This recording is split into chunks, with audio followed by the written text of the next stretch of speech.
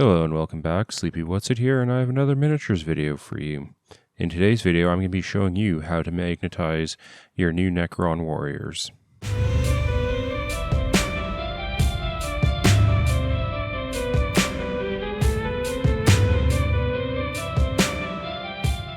So the Necron warriors that we got for 9th edition Warhammer 40k come with two weapon options, a Gauss Flare and a Gauss Reaper. They obviously have different range, armor penetration, basically different stat lines. One's more of a short range heavy hitter, and one's a slightly longer range, slightly less powerful weapon. So depending on how you want to play your game, you may want to use one or the other. You could buy two sets of miniatures, assemble, paint, and store them, and then bring them as needed. Or you can do what I'm going to do here, which is magnetize them so that you can switch easily between the same or different weapon layouts on the same body. As you can see here, I'm just going through the standard cutting out of such of all of the bits that we're going to need for doing one Necron warrior. What we end up with after this is we're going to end up with a head, front body piece, back body piece that has like the torso and legs on it. We're going to end up with an arm that goes in on the left-hand side with a little peg on the front for attaching the weapon to. And then we're going to end up with both of our weapon options with the other arm attached to it. So to begin this, we're going to do our initial assembly of assembling the body and the head and the left arm all together. When I did this, I didn't actually glue the left arm in place because it rotated a little bit initially, so I could do some fine-tuned adjustments after I got the magnets on. But yeah, you could glue that down right now if you really wanted to. But the big thing here is we don't want to attach either of the weapons to the existing peg or into the shoulder cavity yet. Once we've got our model assembled, what we're going to need to do now is prep our weapons to have magnets in them. So I'm using 2mm by 1mm disc magnets for this. So these conveniently almost fit in these semicircular holes on the back of the gun. All you have to do is get out your pin vise, put a 2mm drill bit in it, and quickly drill that out. This was actually really pleasant. I got a new pin vise here, and it's working really well.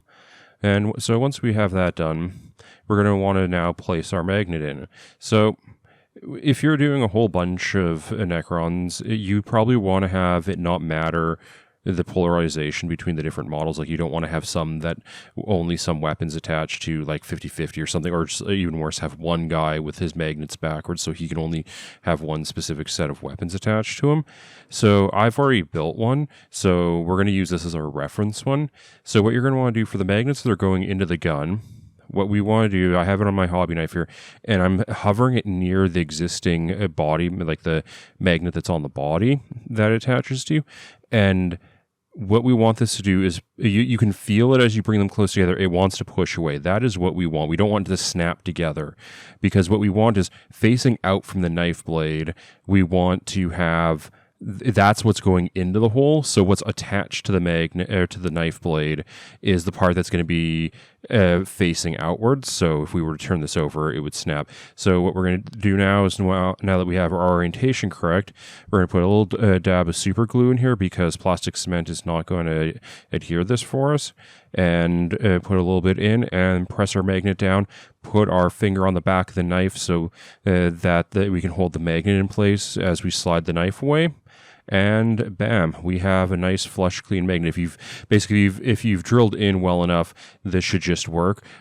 If you're unsure of, especially with the first magnets that you're doing, I would highly recommend dry fitting this before putting glue, just to make sure it all fits together. I also kind of went a little bit overboard with the glue here. You could probably use something like a toothpick or something to apply just a little bit of glue, because a little goes a long way, and you don't want to have like I can't get it in because there's too much glue in the way. Anyway, going to do both of our weapons like this. They should be polarized the same way, so that because they're both attaching to the body. So now, what are these going to attach to? Well, you can see on the left arm, there's this nice little peg here. We're just going to snip that off, just right off, just gone. Clean it up and flatten it out a little bit. And what we're going to want to now do is attach a magnet there. So the polarization of this has to be the opposite way, so that everything holds, so the parts want to snap together.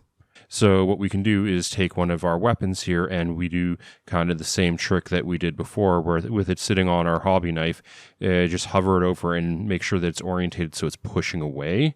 So just put a little dab of super glue here on where we cut off the nubbin, and just stick the magnet down. Depending on how fast your glue sets, you may have to wait a few moments, and then kind of the same trick of trying to get a little bit of your finger on the magnet and pull the knife away and let it hold in place. Now we've gotten the basic magnets in. We have one little problem here. This little nubbin on the top side of the shoulder, in the standard construction of the models, is supposed to go into the shoulder, and there's a slot that it goes into, and it would be held in place by the torso, so we can't really ram it into the torso. So what we're going to do is just cut that off.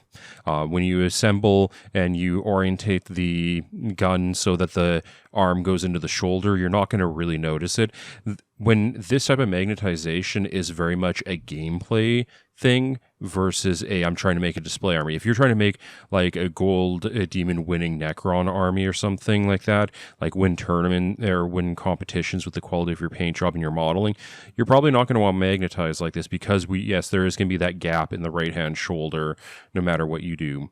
So, but this is very much, I don't want to have to paint, if I have 40 Necron warriors in my army, I don't want to have to paint 80 so that I can have both weapon options available. Anyway, I hope you enjoyed this and found it informative. If you did, give the video a like. If you want to see more content like this, please subscribe to the channel. I put out a variety of videos on miniatures and Blood Bowl and stuff like that. If you want to see what I'm currently working on, you can follow me on social media. I occasionally post things there. And other than that, I look forward to seeing you in the next one.